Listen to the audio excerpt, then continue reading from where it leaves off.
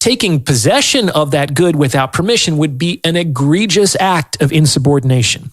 And this is because permission only moves from the high to the low. Those with more power never have to ask permission of those with less. Now, the fact of the matter is that unless you come to a mutual agreement to the contrary, a man has no obligation to ask your permission for anything, even if he's in a committed relationship with you.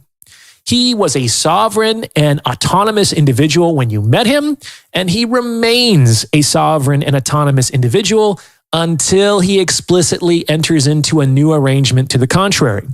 This means that a man has absolutely no obligation to ask your permission or check in with you first to spend time with his friends or leave his house or pursue his hobbies or really do whatever it is that he wants to do with what could very well be his one and only life on this planet. Women, would you want to ask your man's permission before you spent your own money? Wouldn't that rankle you? Like it's your money, you earned it. Why should any man have the power to decide what you do with it? Well, by the same token, why would any man need to ask your permission on how to spend his own time? It's his life, not yours. A woman who acts as though a man must ask her permission to spend his own time is like a man who acts as though a woman must ask him permission to spend her own money. Only worse, because you can get money back. And expecting your man to check in with you before he makes a decision with respect to how he spends his own time is acting as though you have the authority to grant or withhold permission on the matter. As before, this is functionally placing yourself in a higher position relative to that man, which once again will absolutely be perceived as disrespect. And of course, any man who allows himself to fall into this dynamic is more than partly to blame for his situation. Well, I agree. Warning. No, I agree. Okay. I agree. Why I agree? Because as I said before, no one owns anyone. And mind you now, I don't think that my husband needs to ask me, can I play tennis? Can I go and play football? Can I do this? Can I hang out? He doesn't need to do that. He doesn't need to get my permission to do that. He's an adult. We are two separate beings. We are now joined as one in marriage. But he's still an individual with his likes and his dislikes. So I totally agree that he doesn't need to ask permission to spend his time. And, you don't want to go on the backdrop and say, whatever. But I'm just saying, in reality, I completely 100% agree with that. So what about the women? Because you did ask them to stick around, the women who said, what do you mean you're talking about? And I get some waves in the corner. The women, yes. No. He must tell me because, or he's going to do this. How dare he not check in with me? How come he didn't say? Like I said again, what I want is what I'm to give. Now, I don't want it to be that my husband says, well, I'm your husband and you are only allowed to have 5 girlfriends. And you cannot go anywhere unless I'm with you. You can't drive the car or unless, whatever. You don't want that because that's not a healthy relationship. That's not a trusting, comforting relationship. My husband must feel free to be himself. Within being free to because remember, like the doctor said, the psychologist says, he says, before he met me, he was this total individual. Totally agree. Now he has come into another agreement now that I'm in the picture. So with all the plannings, I'm in the picture. It doesn't mean that I have to give him permission to do whatever, to go wherever. All that I look on is that we are respecting each other. So if you say I got to stay along, just tell me. Just tell you. But because I'm not saying to him, that you need to tell me. But you just say. No, what I mean is, when I say tell me, what I mean is tell me You want to go play that game here, or can I play tennis? Can I go swimming? You know, you don't ask me. I'm not setting a schedule. You're an adult. You're my husband. So you're making those decisions that I'm saying now. When if you're gonna belong, like what we're talking about before, I'm just saying we have a routine. So remember, I am now in the picture. So everything that decisions that you're making them with the knowledge that I'm now part of the picture. Yes, and that's fair on the surface. And here's where the rubber meets the road.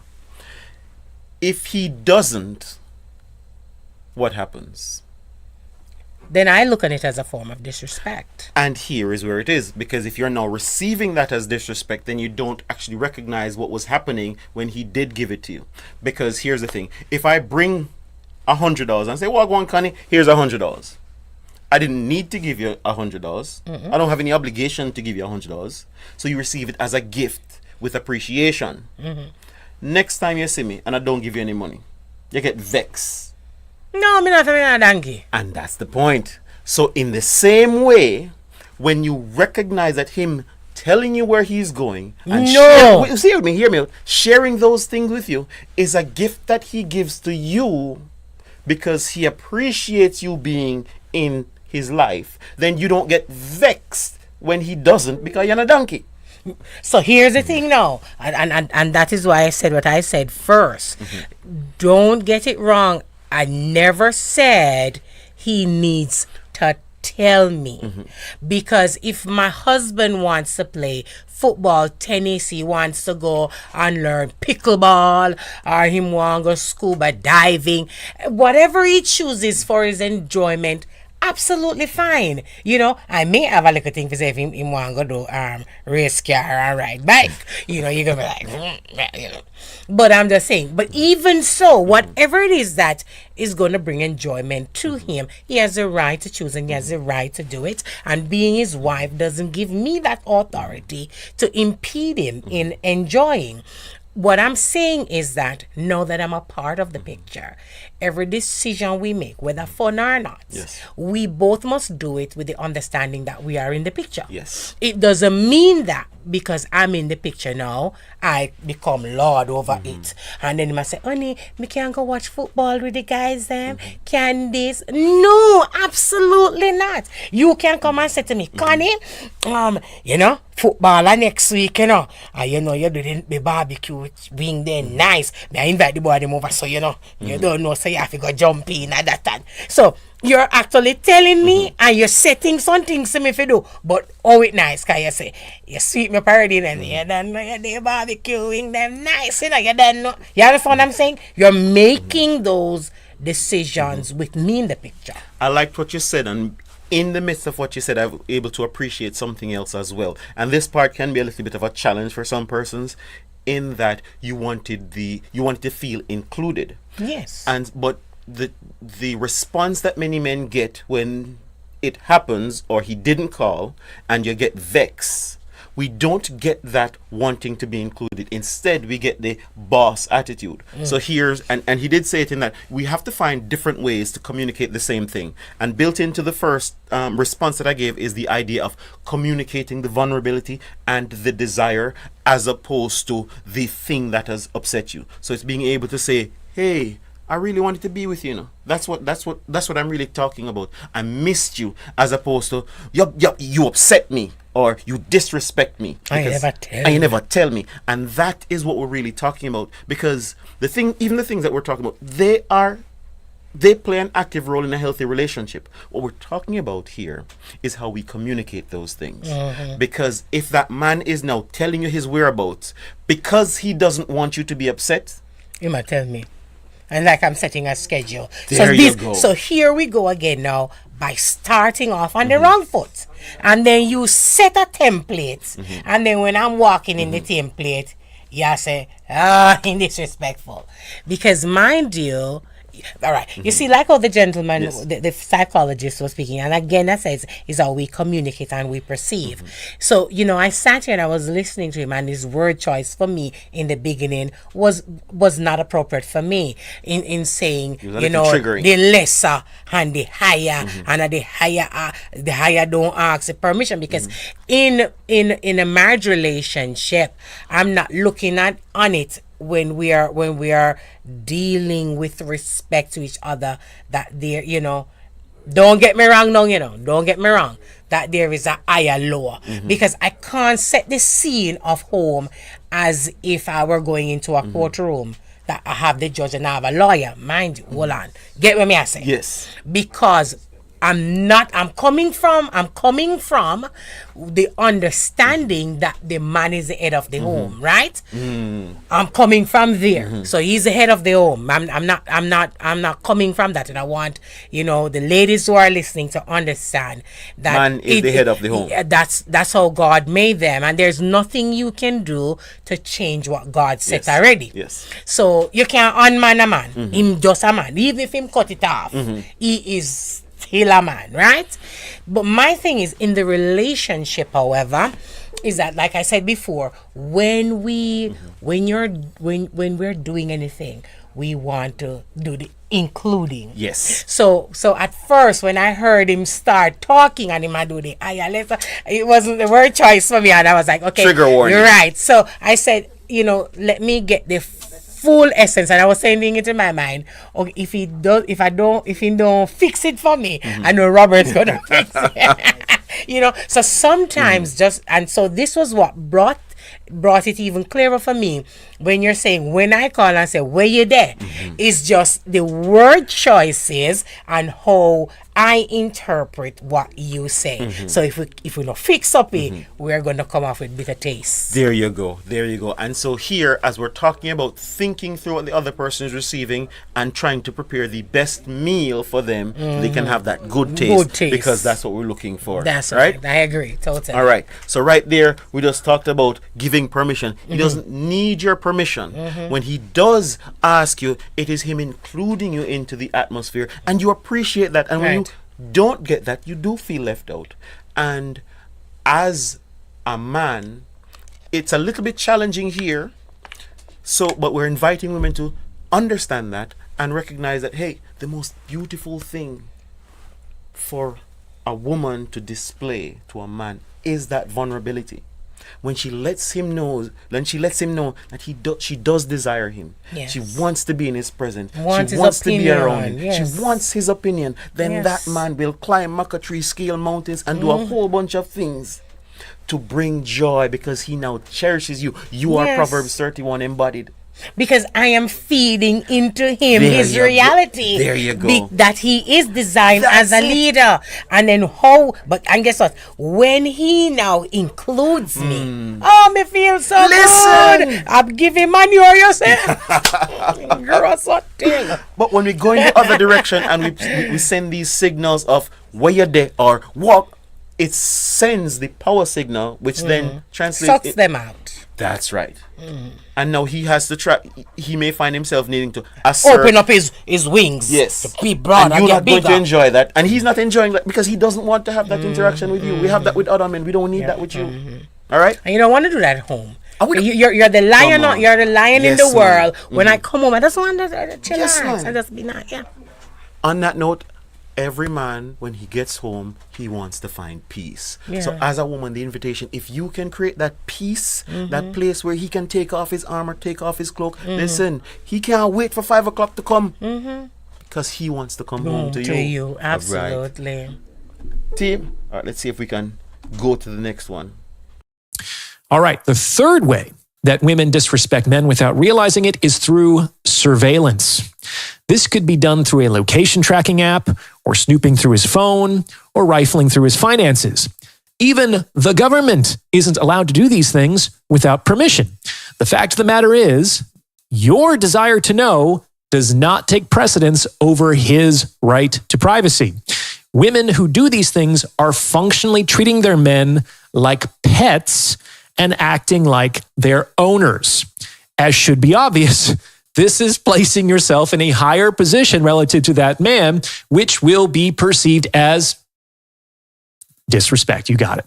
And it will be perceived as disrespect even if the motivations for doing so are neutral, like simple curiosity, or even positive, like care or concern. As with all of these, the feeling that compelled you to act in this way is irrelevant. It is the behavior itself that is disrespectful. Parents can go into their children's rooms. This is because everything in that room actually belongs to the parent, like it's only the child's room in name. And parents ultimately remain responsible for their children until they turn 18. It's not only their right, it's their duty to supervise their children's lives. But this is only because children lack the capacity to supervise themselves. On the other hand, I'm willing to bet that your man was a fully functioning adult when you met him, and he remains a fully functioning adult to this day. Acting as if you have a right or a duty to supervise his life is treating him like a child. Do you like being treated like a child? Do you like being infantilized? Does that hurt your little feelings? Like, that's infuriating and disrespectful, right? Like, that's why we don't talk like that to other adults. But if we're committed not to infantilize adults with our words and tone, we should likewise be committed not to infantilize adults with our actions and behaviors. Make sense? All right. So here's the thought there. How did that one reach you? Because I know, again, big trigger warning on that one. No, firstly, I must, the first portion, totally agree. My thing with him, however, that triggers me, some of his word choices. I don't like when he comes, because he's totally correct when you say you're not supposed to surveillance. Again, comes back to my previous point. You don't own the person. And but when you're using higher and lower, I'm not comfortable with you saying higher, lower, bigger head, whatever. You know what I mean? Because I'm looking on it that we are both at an equal level. We are both at an equal level, coming from the fact that you are the man. Whenever I'm speaking, I want to adjust that a little bit. You're gonna adjust my thought. My thought. Yes, because as you say it, I want to make sure that I'm understanding and our audience is understanding. Okay. Because as you're saying, the man is the head. Yes. But we're equal. Help me to understand how you fit that equality if I'm the head. I'm talking about... And I know that we're talking about this, so this is a slight deviation, so I'll let you come back to your thought, but I just wanted to organize it for the listeners. Yes. What I mean, when I say that we are equal, I'm talking about in regards to the mutual respect, and that we are equal in this relationship in making it work. Now, the dynamics and of how the Lord created us are different. You are the shepherd in the home. You're the priest. You're the head. You're the male. So that on that precedent, because that's it. There's no going around what God has said. So, and again, just to unpack, so wouldn't that mean then, by definition, that I'm over you and you are required to follow if I'm the leader? Because here's the thing, if I'm the leader but we are co-decision makers, then I'm not the leader. If I'm the head and I need to check in with you, but I'm not the tail. Not tail, because we have neck and all these things. Yeah. But the neck has to go where the head goes. Yeah, but I don't want to use it that way, because then we can come and say, oh, if the neck not this, the head can't do nothing. And then it's going to put me in leadership. And so that's why I wanted to spend some time unpacking it, because that can be a little bit confusing if we're saying that men are leaders, but we're equal. But we won't fully on that. Because we have to unpack that on itself. But I'm talking about under the umbrella of mutual respect. Okay. And we're talking about coexisting together, and we're talking about how we allow the other person to feel. We are equal in that or responsibility is to ensure that the person gets that full enjoyment in this life that God required for him. Yeah. So so as I said, it's just the word choice Yes. of doing that kind of make me, you blink a little bit. But he does make sense because I don't think I should put an app on you. I don't need to call you and say, where you there now? Why you there? And then 10 minutes later, I'm calling you again. Where you there?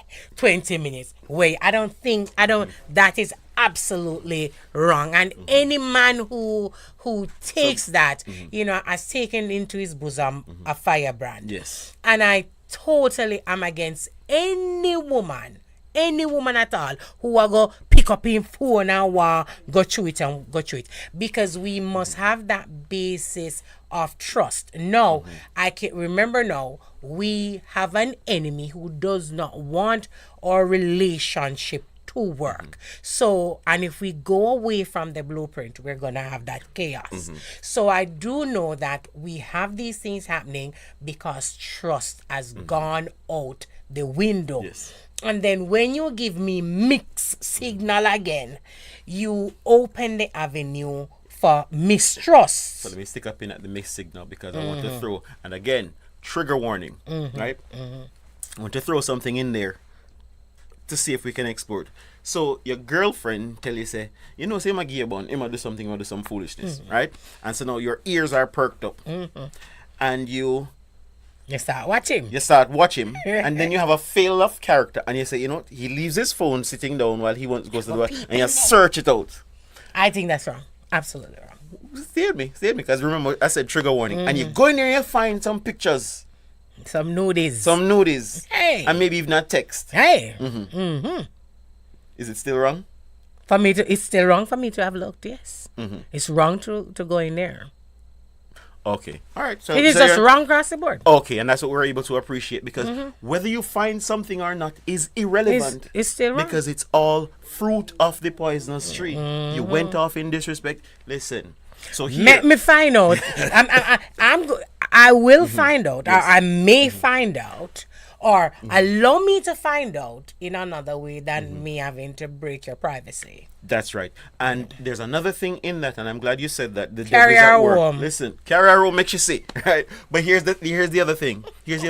Sometimes we have some friends, going back to what you said about me not like your girlfriend, we have some friends who are problem makers. True. And they may sue you with your good man.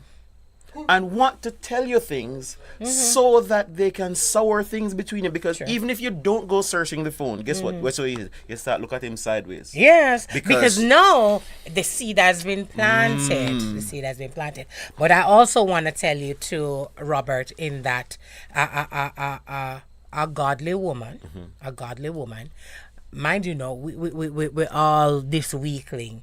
And I'm not going to say that I may not be susceptible to if my best friend or my sister come and say, Connie, I saw Robert the other day and I don't like it. Talk to her like Jesus talked to Peter. So, get thee behind me, Satan. But mind you, him could be playing the Satan because she's looking out for my best interest. Now, the thing is now, a godly woman. Come back to that. Okay.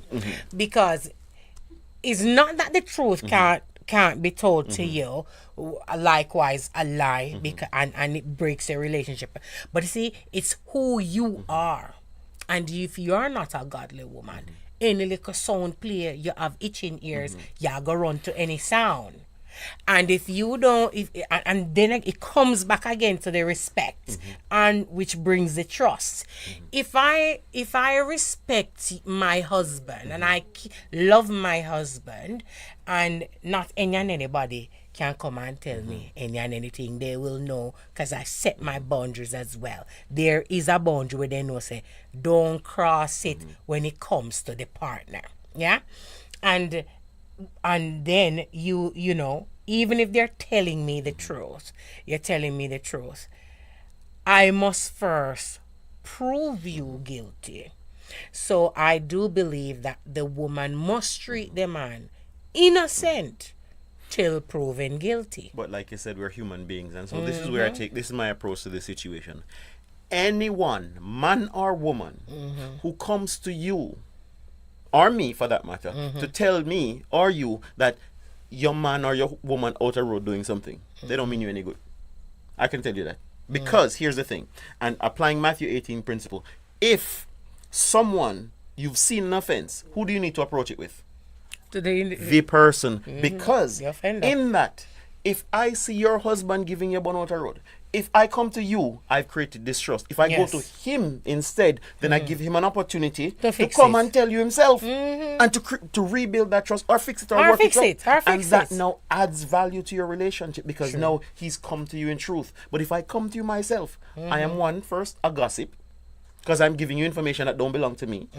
And you are entertaining gossip because you are taking information. Because guess what?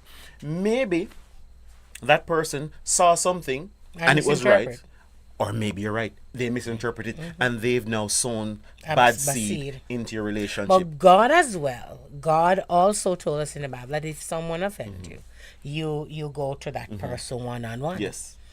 So don't come over to me yet. That's right. So you talk to the offender or the presumed offender, and you say this not nice. This I don't like. That Connie wouldn't like this. What I'm seeing, I'm interpreting that this is what it is. So me I give you time to fix it up. Fair. Now, if I see him again, a second and a third time, and the fact that I spoke to him and him not receive it, me carry somebody else. Don't tell Connie yet. Okay. And you reason with him now. Maybe somebody of a higher caliber, like an elder or somebody were renowned then, and you say, or somebody that have years of experience in the relationship, and your reason. Now, when him not do that now, me I go tell Connie. So me Connie deal with him. So me tell him say carry her home, invite it to house. So if someone wants to bring you some news, and this we kind of turn off a little bit. Someone wants to bring you some news about anything. First thing that we have to ask him, did you talk to the person? If you don't talk to him, don't talk to me. Full stop. Talk to him first. Talk to him first. Work it out. If that don't work, eventually when you work to the process, you can come to me. And that need God, you know. Listen. Because if somebody come and tell me, say, Robert, down your road, I'm going to be like, oh my gosh, where's my keys? Because me, I drive come down there, come see Robert for myself. And that's why, because we're human beings, and whether or not we will go that way. So to put in the boundaries, to put in the guardrails, if we can establish that position, and that's why God said, run gossipers. Yeah. If we establish that boundary from day one, we don't keep friends with certain people, we don't have certain kinds of conversation, then that can help to protect us psychologically and emotionally from getting into certain situations, whether real or imagined, because this is how we protect our relationship. So do you realize now that if everyone had the respect for God and respect for family, that we would not be quick to bring the news home, but we would do as God say, first address the offender in love. Because you come now and very well it might be innocent, you know, and you mash up the 10, 15 years of a relationship. And then and trust is one thing that is hard to regain, you know? Hard to regain. And it's hard to regain if it has been violated by a third party. Because if that man came and confessed his sins, then you'd look at it differently. That's true, man. But if your girlfriend, now you're all puffed up because people out the road know. I said, me take him back and you're weak and you're not sense. And so all of these things come into play. And so the stay out of people relationship. Don't trouble Robert in our relationship, okay? And cut out the surveillance, because guess what? Yes, anything you try to find, anything you search it's gonna hurt you. You will find it. And with that, Connie J, it has been a wonderful conversation. Tell me your final thoughts. What are your thoughts on the show? I need a man. One time. Just joking. Yeah. No, seriously though, is that I do believe that you must tell the truth about who you are. Don't hide what you don't like and all these things to kind of get whatever you want, because at the end of the day it will hurt you. So set the foundation for truth and be open so the other party knows exactly without the mixed signals. And I would implore women to get to understand that the man they want to be in the relationship with, and if you're already in the relationship, do take time to understand that his is happiness is your responsibility.